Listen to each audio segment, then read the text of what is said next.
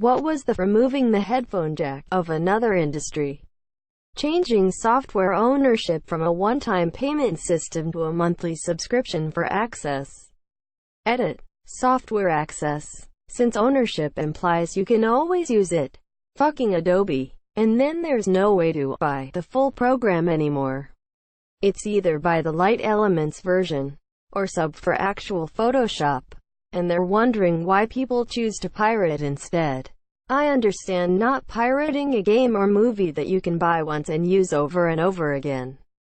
But paying for something and not even owning it, having to rent it monthly. Fuck that. Instead of getting a one-time payment, you get none of my money. We be pirates. Ad. Not actually physically owning the software you pay for.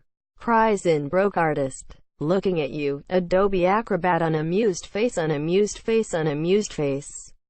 I'd argue this was win-win for software companies and corporations. Corporations prefer this model. Individual consumers lose, but they are an insignificant portion of the market. Roland should abandon their cloud system this year. Fuck Adobe. I'm never paying for Photoshop or Premiere. Everyone hates them and hates using them.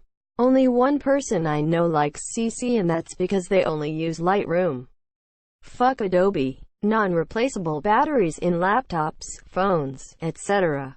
Well, they don't want you to be able to remove the battery. You'll stop pinging the cell tower while your phone is off if the phone has no battery. There are laptops with non-replaceable batteries. Removing split-screen multiplayer from console games. How to sucker people into purchasing a whole new console and TV. Removing the start menu from Windows 8. They kinda put it back in Windows 10. That fucking tiled bullshit. Who the fuck decided to put a tablet interface on a fucking laptop? Win 10 is not an improvement. I skipped Windows 8 for this reason. I didn't have a problem going from 7 to 10. 10 is just 7 with apps. For the home user, nothing else has changed much. Nothing that you can't get used to in a couple hours. They already put it back in 8.1 though. I too was pissed when they removed in W8, so I changed my habits to adapt in when it came back in W10. I never used it and still don't. When any popular, essential clothing item known for its quality changes from 100% cotton to polyester in order to cut costs. But moss wet wicking materials. I thought cotton was cheaper, but yeah, thinking about it, it's not surprising the synthetic shit is cheaper. Wow. Or cheap carded cotton as opposed to combed ring spun cotton. Only 2 USB ports on my new work laptop keyboard, mouse, and headset asterisk scrambles to find my 3.5mm asterisk. Could you get a Logitech keyboard, mouse with one unifying receiver? I hear ya. I recently got a laptop from work. I used to have a gigantic tower with about 1,000 USB ports. Laptop has 2 USBs and the docking station they gave me only has 3. Luckily one of my monitors has a built-in USB hub. Removing the headphone jack from the GBASP. I don't get the GBA. You've got 2 models. One with a backlight and no jack, and one with a jack and no backlight. Are the two just impossible to put together? Underrated comment. Real talk. Wanted to sample and make music old Game Boy sounds, but my GBA sounds like ass through the headphone jack. I know emulators are a thing, but thought it would give a nice gritty sound through the headphone port. $400 college textbooks from publishers who can't spend a dime of that money to actually bind it into an actual book that aren't even bound. And the bookstores won't buy back unbound books. But you need the code for the online resource that you'll use once this semester. Removing ports in general from laptops. They make shit with a single USB port now, and the same port is used for charging. I still have a 2012 MacBook Pro. That sucker has 7 ports and a DVD drive. 8 if you count the mag lock as a port.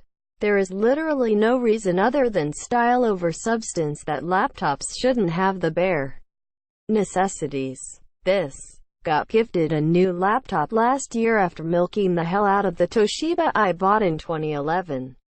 I have plenty of USB ports but no Ethernet port, and it makes me want to scream as you're also. Got rid of the disk drive. Backwards compatibility on PS4. The removal of Atheros on PS3. Do you mean the lack of many hundreds of games, or the fact you can't use PS1 half disks? Photoshop going to a monthly payment system this year. Also, if anyone knows some properly good alternatives, I'd be very interested. And not GIMP, for obvious reasons if you've ever used it. Photopea. Just Google it. The closest to Photoshop you can be. For free. It's a lifesaver. The guys on Reddit and even did an MS Office, too. The last time I got a new computer, I just downloaded OpenOffice. I haven't used it a lot, but I'm a fan of Krita. https://krita.org/n/closing parenthesis. Affinity. https://affinity.serif.com/n-us/ is in my non-professional opinion a very good replacement for many Adobe image editing products. Krita. What's wrong with GIMP? I have used it since forever and it works fine. Though I have also used Photoshop, and if you're doing some of the more involved stuff I can totally see why you wouldn't like GIMP. Yep, I hate the whole Adobe Cloud thing. I want to purchase outright, not sell my soul to insert Adobe CEO here.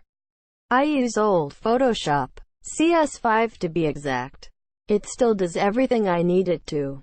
If you can get a hold of an old version of Photoshop, I'd do that. Wasn't that made a thing because literally no one without a corporate credit card could afford to buy every new iteration of Photoshop?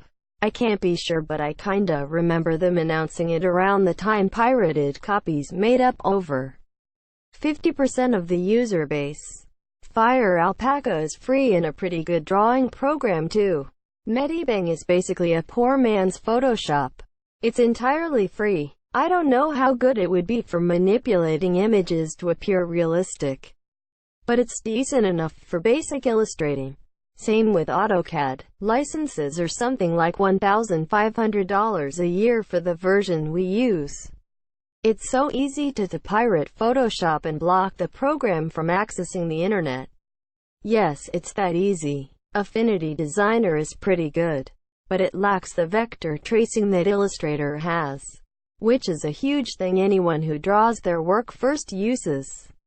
There are workarounds like using another program to trace the vectors, but it's certainly not as easy as it is in Illustrator. Edit. I'm dumb. I'll leave this here because Affinity has a photo manipulator available as well, but I've never used it. I've heard good things about Clip Studio Paint. I'm perfectly fine with the monthly payment. In fact, I think it's really helpful for people who can't afford several $100s worth of software. But the fact that they removed buying it outright. In effect, there is no limit on how much you spend. So you can't just outright buy your Photoshop license for $500 plus you gotta pay $10 minus 20 for the rest of your career. I really like Serif's Affinity Photo and Affinity Designer. Affinity Photo. It's fantastic. One-time payment and free updates. I really enjoy the Affinity series of programs. Back in high school, I was in a dual credit program, which meant we were technically college students and could access the free software repository. I got lifetime keys for Office 2013 and Adobe CS6, and I will take them to my grave. Same, but with Illustrator. I've tried using Inkscape and it just doesn't do it for me. Paint.net is a pretty good free alternative to Photoshop. Krita is renowned, and I quite like Paint.net. Paint.net. It's like Photoshop with some questionable design decisions. But I've yet to encounter something you can't do without a little workaround. Actively trying to get into Photoshop, and I'm wondering, what's the obvious thing I'm overlooking with GIMP? CS2 has a public serial so you can get it for free, and depending on what you use Photoshop for, I don't think it's that outdated compared to their subscription version. Planned obsolescence. especially when you break your warranty, or sometimes insurance, if you try to fix it yourself. Fucking this. Let's waste resources because it earns us more money when people have to replace our deliberately shitty products. My roommates bought a nice soundbar when we moved into our new place. Worked for 2 years and then stopped. We opened it up and got online. A resistor that was too weak for what it was doing had popped and fried a whole board. Guess which part you cannot buy a replacement of? Even electronics experts on the web called it out as deliberately designed to kill itself after the warranty was up. That's it!